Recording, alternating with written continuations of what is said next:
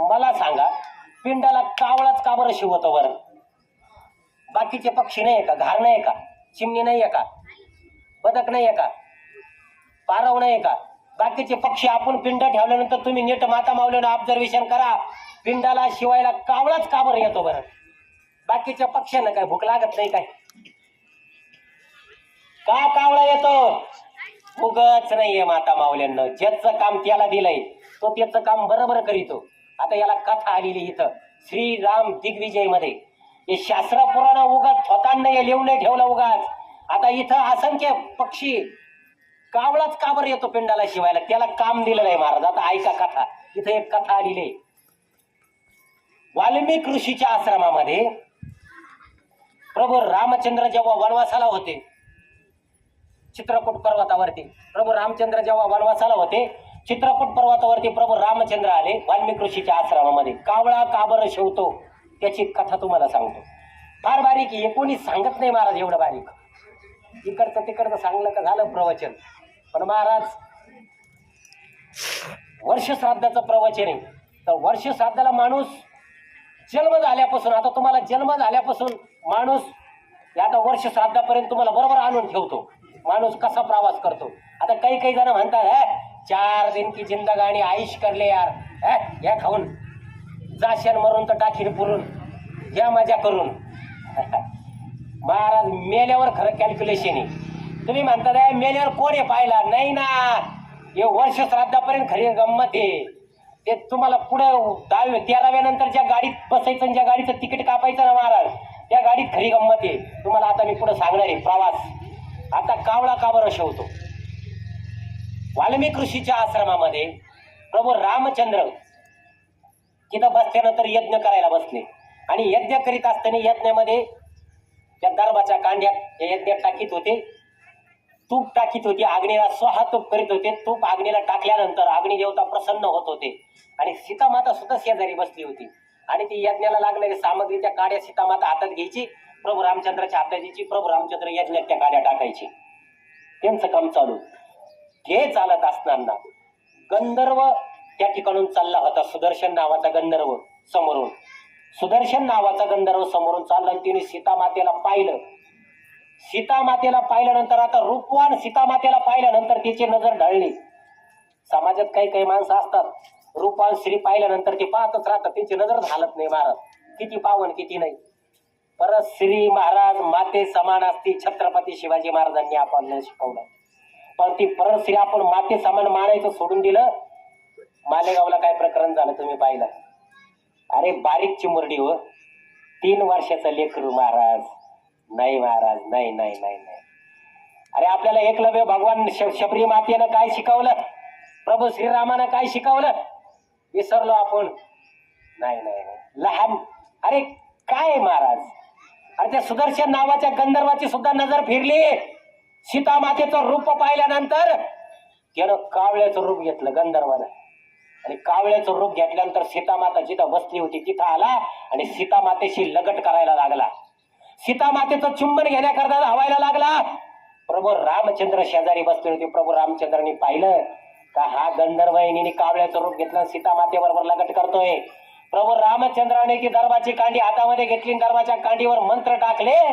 तुम्हाला सांगतो ती दर्भाची कांडी क्षणार्धात बाण झाला.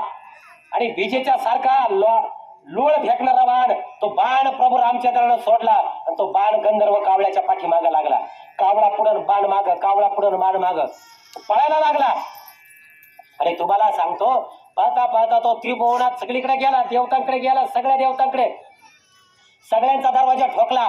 अरे मला वाचवा, मला वाचवा. सगळ्यांनी दुष्ट दिले. अरे तुझ्यासारखा नालायक, तू काय केलं आम्हाला माहिती. सगळ्यांनी दरवाजे लावून घेतले, त्याला हुसकून दिलं.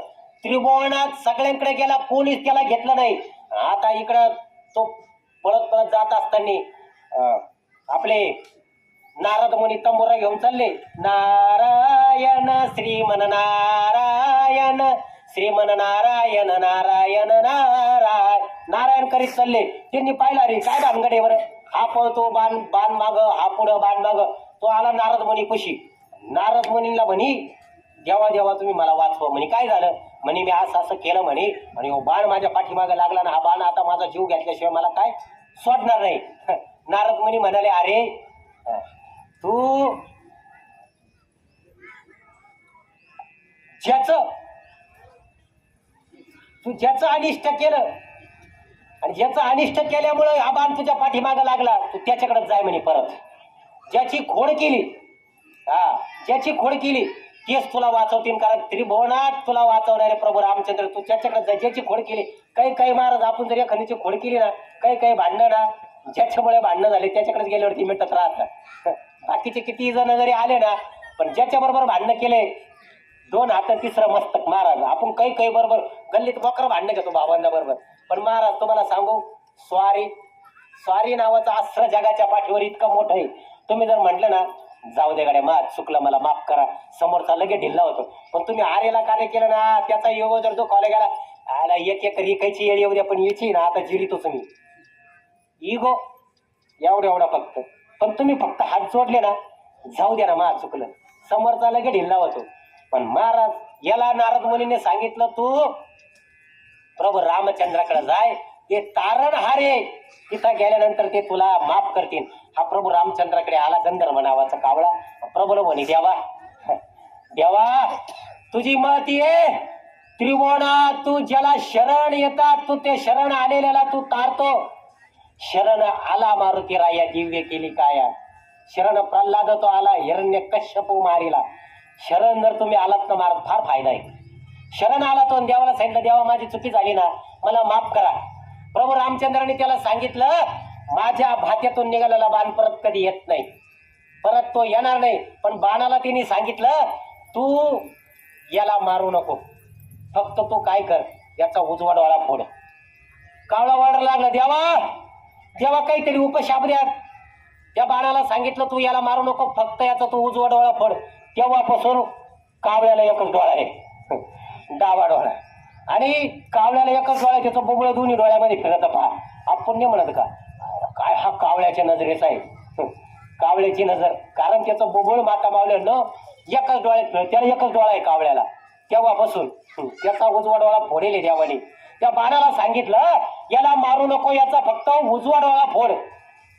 कावळ्याचा उजवा डोळा फोड सांगितल्यानंतर तो म्हणाला, देवा मला काहीतरी उपशाप द्या, देवा असं करू नका.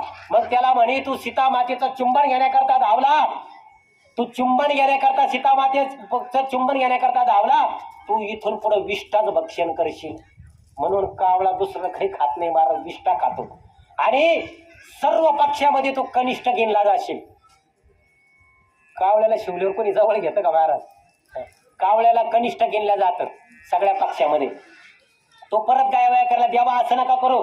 मग देवाने काय केलं, याला सांगितलं, पण हात जोडले ना, माफी मागितली. मग देवाने त्याला एक वर दिला, पण मेलेल्या माणसाच्या पिंडाला तुझा स्पर्श झाल्याशिवाय त्याला सद्गती मिळणार नाही.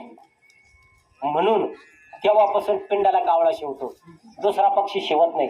म्हणून पिंडाला कावळा शिवल्याशिवाय पुढची विधी पूर्ण होत नाही. म्हणून मेलेला माणूस दावा झाल्यानंतर त्याला पिंडाला कावळा शिवतो, या अशी कथा आलेली. म्हणून कावळा शिवतो, इतर पक्षी शिवत नाही.